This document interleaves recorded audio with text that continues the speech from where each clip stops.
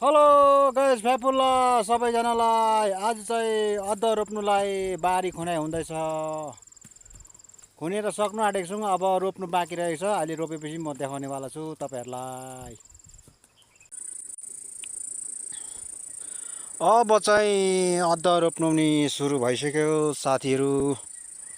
अब यहाँबाट सुरु गरेर यता ल्याइँदैछ, रोप्दै रोप्दै रोप्दै रोप्दै रोप्दै ल्याइँदैछ। सट्टै त्यहाँ सकेर फेरि माथिल्लो गएर रोप्दा ओर्दा त बिउ सकिन्छ होला साथीहरू। ठिक्कै हुन्छ जस्तो लाग्यो बिउले। बिउ चाहिँ अलिक मसिनो मसिनो छ, अलिक रोप्नु पनि ढिलो ढिलो हुँदैछ। तर यो बिउ चाहिँ माउ निकाल्नु हुँदैन, एकैचोटि खन्नुपर्छ पछि, किनभने ढिलो पनि भइसक्यो रोपाइ।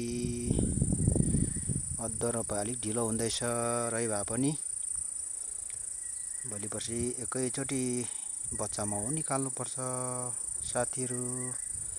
यस्तै छ गाउँ बस्तीमा चाहिँ रोपाइ, अदुवा रोपाइ, सब्जी रोपाइ। अनि तपाईँहरू चाहिँ कसरी रोप्नुहुन्छ अदुवा? हामी चाहिँ यसरी ठ्याक ठ्याक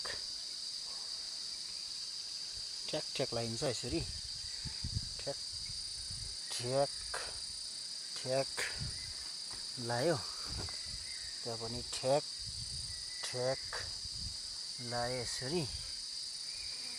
अनि यसरी रोप्यो, ठ्याक ठ्याक लायो।